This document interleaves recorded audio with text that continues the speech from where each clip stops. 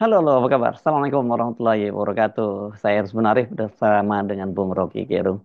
Bung Rocky, hari ini Selasa 8 April 2025 perkantoran mulai dibuka lagi ya. Dan bursa saham juga dibuka, tapi ini langsung anjlok sampai lebih dari 9%. Perdagangan sempat dihentikan 30 menit yang disebut sebagai trading halt, dan kemudian IHSG sedikit banget membaik ya, tapi tetap ini anjlok di atas 8%. Anjloknya IHSG ini melengkapi pelemahan rupiah dan SBN, dan ini kalau rupiah itu bahkan serem nih sampai tembus 17.200 dan kembali turun di bawah 17.000 itu karena BI melakukan operasi pasar, dan kita nggak tahu sampai berapa kuat nih, nggak berapa daya tahan dari BI terus menerus melakukan intervensi. Oke, untuk sementara kita bisa simpulkan kondisi ekonomi politik negeri ini pada Senin hari ini, tanggal 8 ketika kantor mulai dibuka, Bank Indonesia beroperasi, pasar uang, pasar saham, portofolio diperdagangkan, dan berita yang muncul adalah memburuk semua indikator di bursa itu.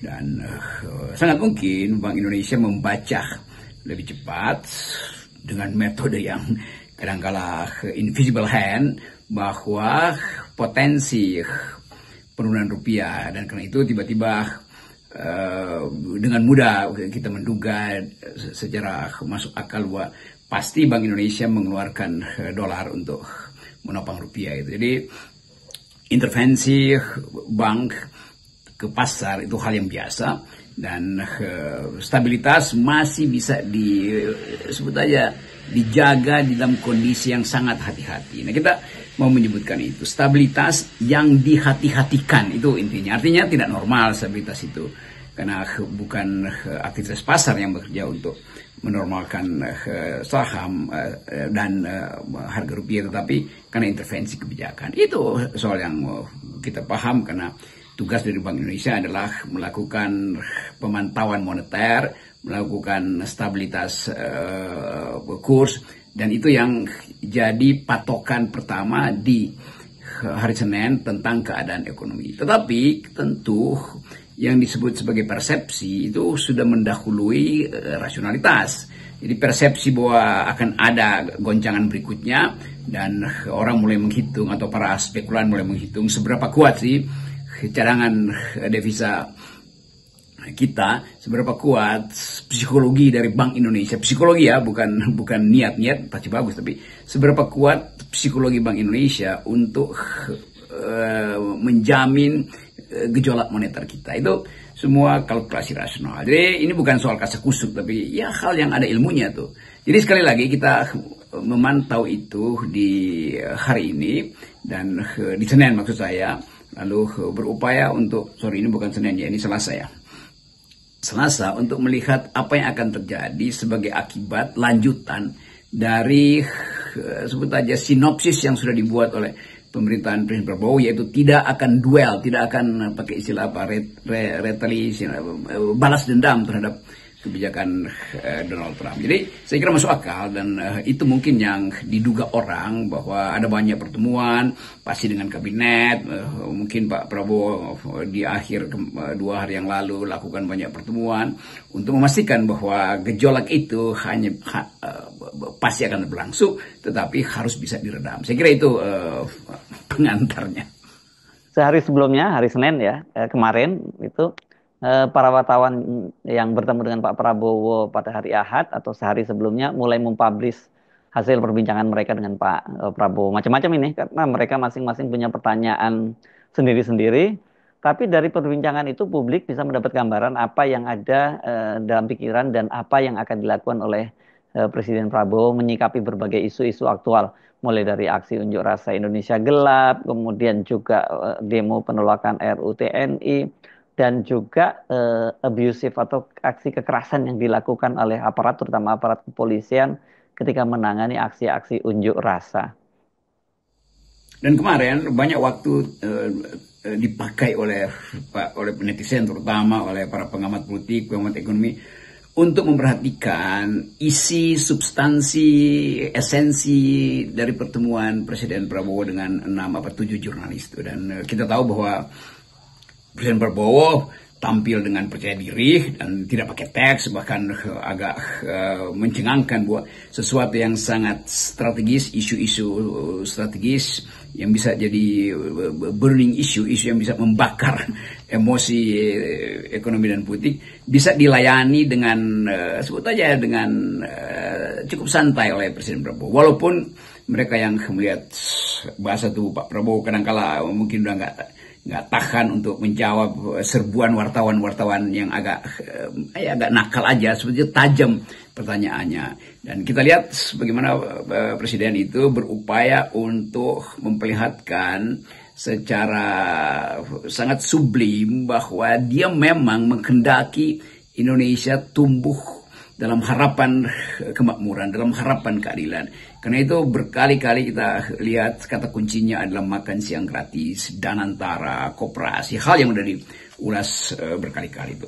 Tetapi ada hal yang harus diberi catatan bahwa diskusinya tajam tetapi tidak mendalam. Dan itu yang bisa kita baca dalam 3 jam itu. Kedalaman pasti tidak mungkin diperoleh di situ karena setiap wartawan mungkin juga setiap jurnalis mencoba menduga kira-kira alam pikiran yang belum dibuka oleh Presiden Prabowo apa itu. Dan ternyata Prabowo tetap ada di dalam semacam kemampuan retorik dengan logika yang kuat tetapi di dalam bahasa tubuh yang diplomatik. Nah, itu pasti kita mengerti itu karena dengan mudah kita duga bahwa official statement dari Presiden Prabowo tentu ada di dalam apa yang tertulis. Ini kan wawancara yang mungkin semacam percakapan untuk menagih hal-hal yang belum diucapkan oleh Presiden atau wartawan merasa sudah diucapkan tapi belum bisa digali, maka terjadi diskurs ini semacam diskusi yang komprehensif. Dan karena banyak isu dan semua isu itu sebetulnya udah ada di media massa, kita hanya ingin mengkonfirmasi tutur kata, pilihan kalimat, dan tentu gestur dari Presiden itu. Dan itu boleh dikatakan ya oke, disentuh semua hal, tetapi hal-hal yang fundamental yang seharusnya memperlihatkan semacam ideologi kepemimpinan Presiden Prabowo belum bisa dikenali, kira-kira begitu. Bukan tidak bisa dikenali, tapi belum bisa dikenali. Dan itu ini tahapan bagus karena Presiden membuka kesempatan untuk lakukan semacam coffee morning atau lunch break untuk bicara dengan mereka yang kritis. Dan kita tahu bahwa ide-ide semacam ini justru bagus supaya ada outlet di dalam diskusi publik. Jadi ini tradisi yang bagus. Mungkin bisa dilanjutkan dengan percakapan dengan para budayawan, para mahasiswa, kritisi, intelektual, atau mereka yang memang mengambil posisi berseberangan dengan pemerintah. Kan ini yang kita sebut sebagai wacana demokratis atau yang orang sebut dalam teori deliberatif demokrasi. Jadi dirancang untuk dipercakapkan. Itu hal yang indah dan bermutu. Nah, banyak sekali sebenarnya topik yang ditanyakan oleh wartawan dan seperti pengakuan mereka, katanya mereka ini tidak diminta untuk menyerahkan pertanyaan atau tidak, artinya tidak disensor gitu pertanyaan-pertanyaan itu. Tapi kalau kita cermati komentar-komentar dari netizen, dari publik, itu justru mereka mempersoalkan, nah, mengapa soal Pak Jokowi, soal pengadilan terhadap Pak Jokowi ini yang jadi tuntutan utama publik tidak ditanyakan dan dibahas. Apalagi tadi malam itu kan kemudian orang mengkait-kaitkan juga dengan pertemuan Pak Prabowo dengan Ibu Megawati. Oke, setelah soal-soal yang disebut isu-isu harian itu dibicarakan, orang tetap menunggu hal yang lebih fundamental, yaitu bagaimana positioning Presiden Prabowo terhadap Pak Jokowi yang mungkin tidak bisa ditagih secara secara ideologis, tetapi secara psikologis tentu ini ada di dalam pertanyaan yang tidak bisa terucap oleh para jurnalis, atau mungkin merasa bahwa itu soal yang biarkan netizen yang bertanya. Tapi sekali lagi ini soal yang serius karena masyarakat sipil tetap menduga bahwa Presiden Prabowo masih menyimpan taktik atau strategi atau apapun penamaan itu tentang relasi beliau dengan Presiden Jokowi. Walaupun tetap di dalam pembicaraan para jurnalis, Prabowo konsisten mengatakan bahwa banyak hal yang bagus dari presiden sebelumnya, bahkan dari Bung Karno, Habibie, Pak Harto, Ibu Megawati, segala macam itu. Tetapi karena Presiden Prabowo masih ada di dalam relasi strategis karena baru 6 bulan dengan mantan Presiden Jokowi dalam banyak hal, tentu kita bisa pahami kenapa Presiden Prabowo masih menganggap ini kalimat istilahnya masih menganggap memberi semacam apresiasi pada Presiden Jokowi itu adalah sikap yang sehat atau sikap yang sebut aja sopan secara politik. Jadi sangat mungkin itu tidak mungkin dijelaskan secara detail oleh presiden. Tetapi masyarakat sipil menduga itu bahwa masih ada sesuatu, dan karena itu kita menganggap bahwa bagi Presiden Prabowo lebih baik sebetulnya menyelesaikan lebih dahulu atau kepastian relasi antara Presiden Prabowo dengan Ibu Megawati sebelum mengevaluasi hubungan dengan Presiden Jokowi. Tapi sebaliknya, tentu pihak Megawati menganggap bereskan dulu soal strategis, yaitu retaknya hubungan PDIP dengan Jokowi, baru bisa bicara tentang hubungan antara Prabowo dan Ibu Mega. Nah, ini sebetulnya yang saya kira dalam 1-2 hari ini akan mulai diraba dengan baik oleh Presiden Prabowo, bagaimana proksi antara pemerintahan Prabowo hari ini dengan Ibu Mega, dan sebaliknya bagaimana penerimaan Ibu Mega terhadap fakta-fakta yang sebut aja berseliweran di dalam media sosial, terutama yang masih di-upload. Ini saya pun mau cari kalimat, harus hati-hati, yang diviralkan oleh netizen, yaitu soal Gibran yang tetap dianggap sesuatu yang bakal jadi faktor strategis suksesi 2029. Jadi jujur netizen tetap menunggu keterangan itu. Mungkin akan ada keterangan berikutnya. Tetapi sekali lagi kita ingin tunggu bagaimana relasi Prabowo dengan Ibu Mega itu yang akan memperlihatkan sifat perpolitikan selanjutnya. Karena itu hal yang sangat fundamental, yaitu komposisi politik hari ini ditentukan secara strategis oleh kedudukan PDIP yang dominan di DPR. Saya kira itu dihitung dengan baik oleh Presiden. Jujur banyak yang gagal memahami apa sesungguhnya yang terjadi dengan Pak Prabowo. Karena di satu sisi kalau kita mengikuti pikiran-pikiran dan narasinya, dia sangat pro pada kesejahteraan rakyat gitu. Dan tapi dalam langkah politiknya terlihat sekali Pak Prabowo itu sangat akomodatif terhadap partai politik yang mengincar rente ekonomi dan kekuasaan, dan juga tentu saja terhadap Pak Jokowi. Kalau Pak Jokowi ini bukan hanya adaptif, tapi banyak orang yang merasa bahwa Pak Prabowo itu masih di bawah kendali dari Pak Jokowi. Pada akhirnya inti dari politik adalah ketepatan mengucapkan prinsip dan kecepatan untuk menghidupkan harapan. Jadi ada prinsip dan ada harapan, itulah politik. Dan itu kita sebut sebagai politik ideologi.